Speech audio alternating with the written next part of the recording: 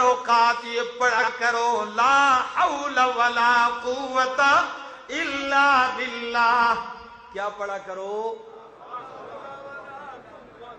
الا باللہ، لا حول ولا قوت الا باللہ. لا حول ولا قوت الا باللہ کا معنی کیا ہے؟ اس کی فضیلت کیا ہے؟ یقین جانیے، میں نے یہ جملہ 2 دفعہ کہا، اکثر کو یاد ہوگا اور کئیوں کو بچوں کو 2 دفعہ سننے سے بھی کیا ہو گیا ہوگا؟ یاد ہو گیا ہوگا. لیکن کمال اس جملے کا، فضیلت اس جملے کی، عظمت اس جملے کی یہ ہے، نبی کریم نے فرمایا اکثر اوقات بندہ غمگین رہتا ہے. ایک غم ہے، ایک ہم ہے. کیا؟ 2 لفظ ہوتے ہیں، ایک ہم اور ایک غم. غم اس کو کہتے ہیں جو آپ کو کوئی دکھ غم پہنچے جس کا سبب معلوم ہو. بیٹا مر گیا ہے، غم آ گیا. نقصان ہو گیا، غم آ گیا. رشتہ دار مر گئے، غم آ گیا. لڑائی ہوئی، کوئی غم سبب معلوم ہو جس کا، وہ ہے غم. اور کبھی کبھی بغیر کسی وجہ کے ویسے ہی دل پہ غم آ جاتا ہے، اس کو ہم کہتے ہیں. کیا؟ عربی میں اس کو ہم کہتے ہیں، ہا میم ہم. اس کو ہم، جس کا سبب نہیں. کی بندے ہوتے ہیں بھائی آپ کو پریشان لگ رہے ہیں، کو غمگین لگ رہے، کہتے ہیں پتہ نہیں، کوئی سبب بھی مجھے معلوم نہیں، بس دل کیا ہے؟ غمگین رہتا ہے. تو اس ہم کا علاج یہ ہے، نبی کریم نے فرمایا لا حول ولا قوت الا باللہ پڑھا کرو. اللہ غم بھی دور کر دے گا، اللہ ہم بھی دور کر دے گا.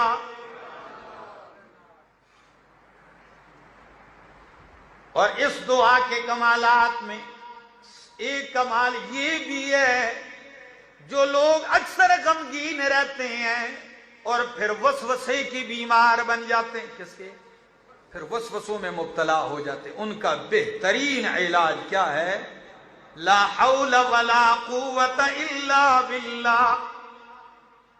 اب فضیلت سنیے، نبی کریم نے فرمایا، ابو ذر فرمایا کثرت سے یہ پڑھا کر لا حول ولا قوت الا باللہ فإنہن من کنز تحت العرش.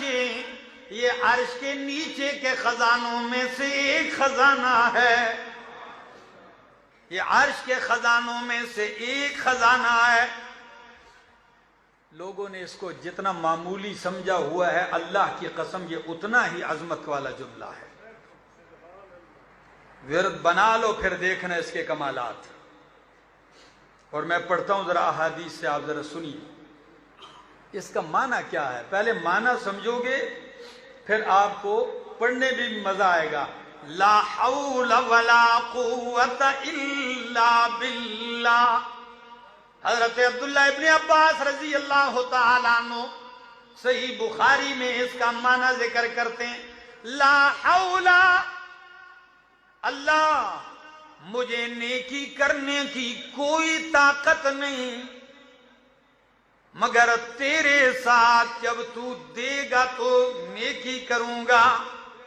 ولا قوت الا باللہ، اللہ میرے اندر کوئی طاقت نہیں گناہ سے بچنے کی مگر تیرے بچانے سے بچوں گا. نیکی کی طاقت بھی تو دے گا تو کروں گا، گناہ سے بھی تو بچائے گا تو بچوں گا. یہ مختصر معنی محدثین نے اتنی باتیں اس کے ضمن میں کی ہیں کہ ایک مستقل جمعہ اس پہ ہو سکتا ہے.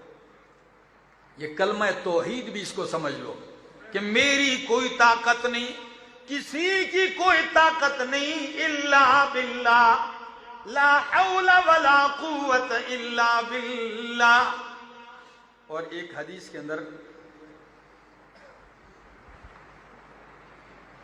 نبی اکرم صلی اللہ تعالی علیہ وسلم نے فرمایا، مسند احمد کی حدیث ہے، حضرت عبداللہ ابن عمر ابن عاص رضی اللہ تعالیٰ عنہ فرماتے ہیں کہ نبی کریم نے فرمایا، مال الارض رجل اللہ واللہ اکبر وسبحان اللہ والحمد للہ ولا حول ولا قوة الا باللہ الا کفرت عنہ ذنوبہ ولو كانت اکثر من زبد البحر. زمین پہ جب بھی کوئی یہ جملہ کہے لا الہ الا اللہ واللہ اکبر سبحان اللہ والحمد للہ لا حول ولا قوة الا باللہ، یہ کلمات اس کے گناہوں کا کفارہ بن جائیں گے، اگرچہ اس کے گناہ سمندر کی جھاگ سے بھی زیادہ ہوں. کوئی روایت ضعیف نہیں، صحیح احادیث پڑھ رہا ہوں، موضوعات نہیں. ذرا آگے بھی سنیے. دوسری حدیث ابو داؤد کی ہے.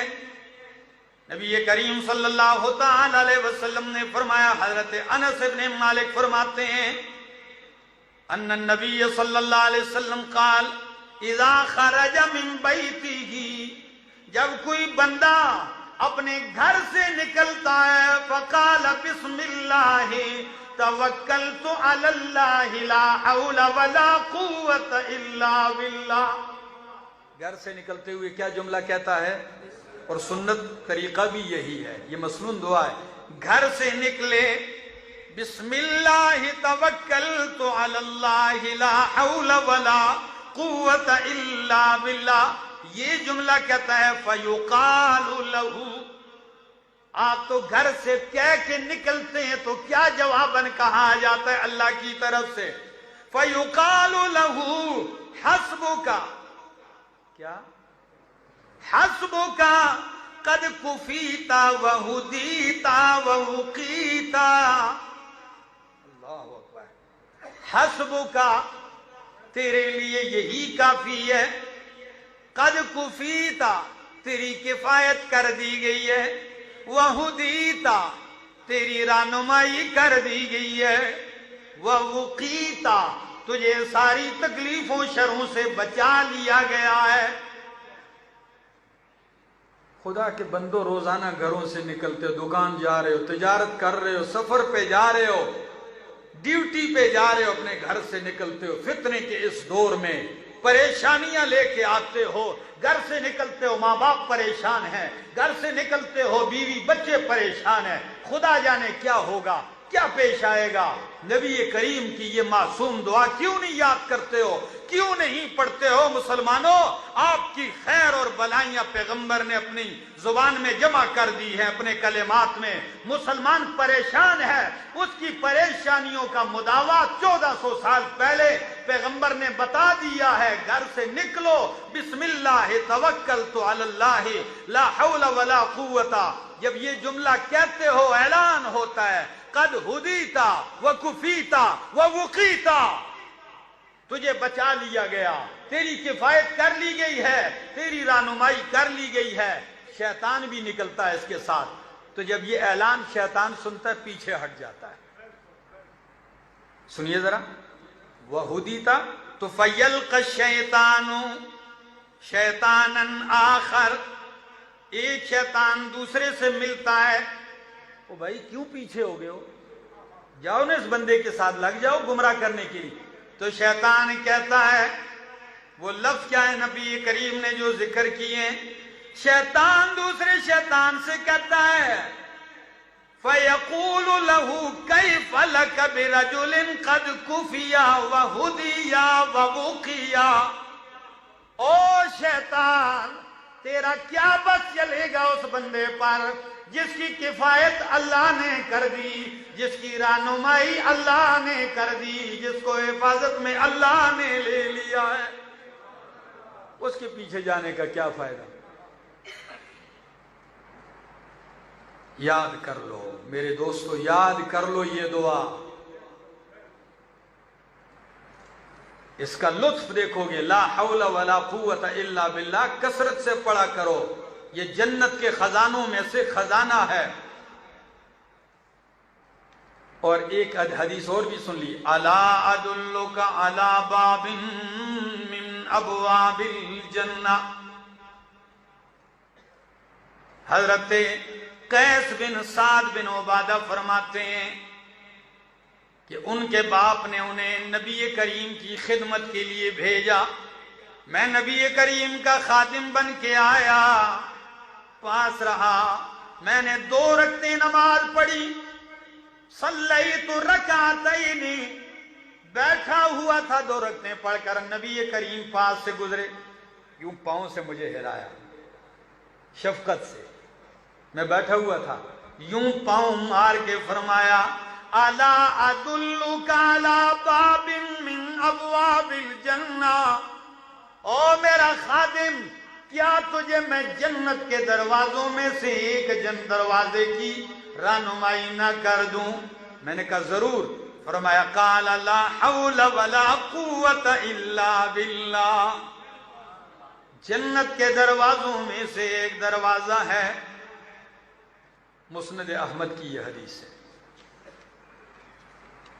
کتنی احادیث سنا چکا ہوں آج کے اس ایک حدیث کی تشریح میں. یہ جملے کہا کرو، اس کا ورد اپنا لو.